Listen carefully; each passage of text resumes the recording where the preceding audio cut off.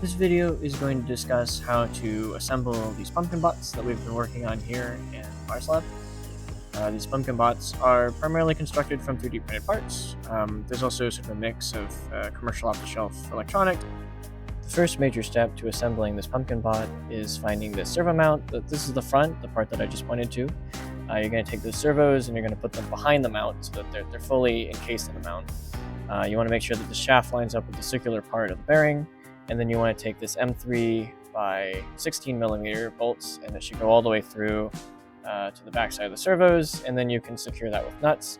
Make sure to add the little rubber buggy bumpers on the servos. Then you're going to take a couple of more M3 by 16 millimeter bolts, and you're going to put them in the servo mount, and then you're going to sandwich this sort of mating ring in between that and then the TPU mount for the camera, again securing it with the same M3 hardware.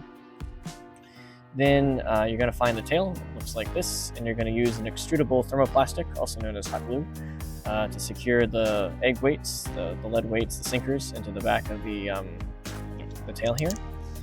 And then you can put some M3 by 16 hardware into the tail and just mount that to the back of this mating ring as pictured here.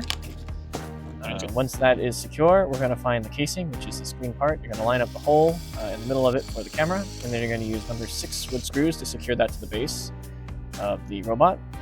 And then you're going to find your servo horn, the one that looks like an X, and you're going to use M2 by 6 screws, and you're going to shoot those down into the wheel element. You should put in at least 3 or 4 of these. And then once you've got the horns attached to the wheels, you're going to stick the wheels onto the servos. There is a directionality to these. There's a left and right wheel.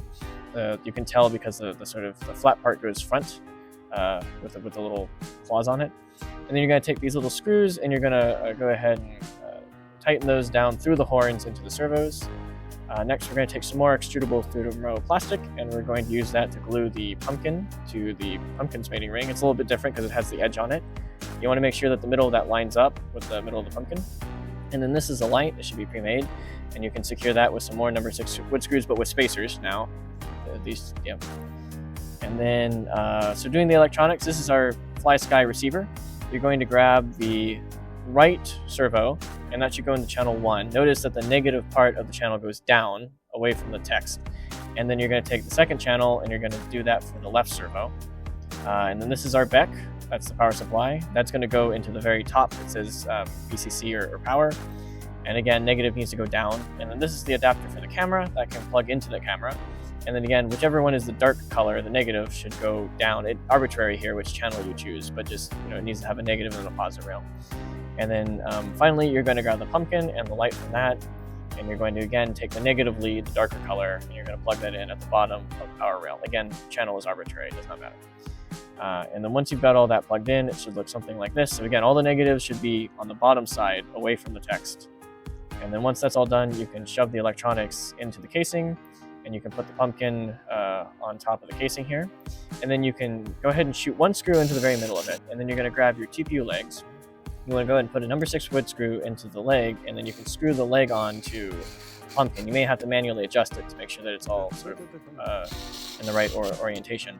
But you're going to do that on one side like this, 1, 2, 3, and then you're going to repeat that on the other side, have a total of 6 legs.